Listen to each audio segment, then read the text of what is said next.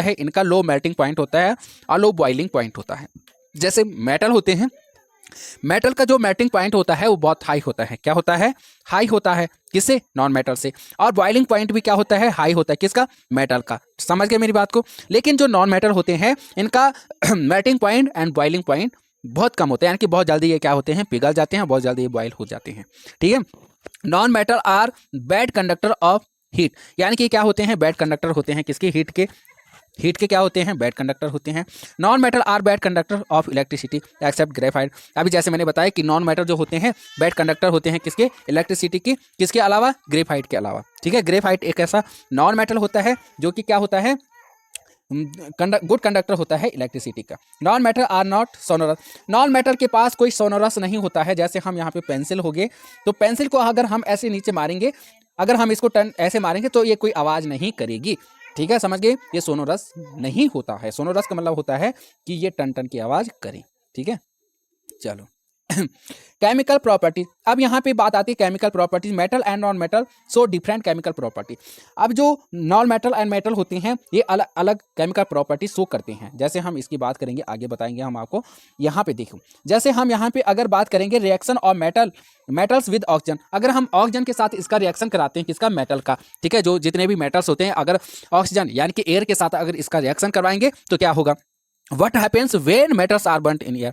क्या होगा यदि हम क्या करते हैं? मेटल्स को हवा में जलाते हैं, यानी ऑक्सीजन के साथ अगर उसको जलाते हैं, बर्न करते हैं, तो मैग्नीशियम बर्न्स इन एयर। अगर हम मैग्नीशियम को यहाँ पे जला दिया, ये क्या होता है? मेटल होता है। With A dazzling white flame, एक डेजलिंग व्हाइट फ्लेम के साथ अगर हमने इसको जलाया तब क्या होगा? ठीक है, यहाँ पे हम जलाते हैं इसको, मैग्नीशियम को जलाते हैं एयर यानी कि ऑक्सीजन की प्रेजेंस में, एक डेजलिंग व्हाइट फ्लेम के साथ हम यहाँ पे जलाते हैं, तो क्या होता है? यहाँ पे देखो, almost all metals combine with oxygen to form metal oxide, यानी कि लगभग सभी जो मेटल होते हैं अगर ये कंबाइन विद ऑक्सीजन, ऑक्सीजन के साथ जुड़कर क्या करते हैं? ये मेटल ऑक्साइड बनाते हैं। ठीक है, अगर ये किसके साथ कंबाइन होते हैं? ऑक्सीजन के साथ कंबाइन होते हैं। अगर ऑक्सीजन के प्रेजेंस में इनको जलाया दिया जाता है तो ये क्या बनाते हैं? मेटल ऑक्साइड बनाते हैं। जैसे मेटल और ऑक्सीजन यहाँ पे जुड़ गए, दोनों मिल गए, तो यहाँ पे मेटल ऑक्साइड बनेगा भाई। ठीक है, समझ गए मेरी बात को? जैसे हम यहाँ पे फॉर एग्जांपल लेते हैं, when copper is heated in air, जब हम कॉपर को, कॉपर क्या है? एक मेटल होता है, इसको हम बर्न करते हैं हीटेड इन एयर, यानी कि ऑक्सीजन के प्रेजेंस में हम इसको हीट करते हैं, तो इट कंबाइंस विद ऑक्सीजन, तो कंबाइन के साथ यानी कि ऑक्सीजन के साथ जुड़ जाएगा, और ऑक्सीजन के साथ जुड़ेगा तो टू फॉर्म कॉपर, ये कॉपर ऑक्साइड बना देगा। ठीक है, अब ब्लैक ऑक्साइड यानी कि ब्लैक ऑक्साइड ये बना देगा, यानी कि वो क्या हो जाएगा? ब्लैक हो जाएगा जब इसको हम हीट करेंगे ऑक्सीजन की उपस्थिति में, यानी कि उसके प्रेजेंस में, तो ऑक्सीजन के साथ जुड़कर ये क्या बना देगा? कॉपर ऑक्साइड बनाएगा, जो कि क्या होगा? एक ब्लैक कलर का हो जाएगा। समझ गए मेरी बात को? Similarly aluminium forms aluminium oxide, इसी प्रकार जो एल्यूमिनियम होता है ये क्या बना देता है? एल्यूमिनियम ऑक्साइड बना देता है, ये Al2O3। ठीक है, यहाँ पे चलो आगे देखते हैं। यहाँ पे अगर हम बात करते हैं how copper oxide react with hydrochloric acid, जो हाइड्रोक्लोरिक एसिड होती हैं, तो कॉपर ऑक्साइड कैसे रिएक्ट करता है हाइड्रोक्लोरिक एसिड से, यानी कि HCl से। हाइड्रोक्लोरिक एसिड होता है, हमने सेकंड चैप्टर यानी कि एसिड बेस एंड सॉल्ट में हमने इसको पढ़ा था। HCl H2SO4 ये क्या होते हैं? एसिड क्या होते हैं? बेसिस क्या होते हैं? सॉल्ट कैसे बनता है? तो ये सारी जो डिस्कस हमने सेकंड चैप्टर में किया हुआ है। अगर आपने नहीं देखे तो आप इसी चैनल पे जाके देख सकते हो, एसिड बेसिस एंड सॉल्ट वाले चैप्टर को। ठीक है, तो यहाँ पे कॉपर ऑक्साइड लेते हैं हम, क्या लेते हैं हम? कॉपर ऑक्साइड लेते हैं, और इसको HCl, यानी कि HCl क्या है? एक एसिड होता है, इसके साथ अगर हम इसका रिएक्शन करवाते हैं तो क्या बनाते हैं? कॉपर क्लोराइड बनाता है। अब कॉपर क्लोराइड क्या होता है भाई साहब? ये सॉल्ट होता है। हमने बताया था अगर मेटल ऑक्साइड एसिड के साथ मिलता है तो रिएक्ट करके क्या बनाएगा? नमक बनाएगा एंड H2O बनाएगा।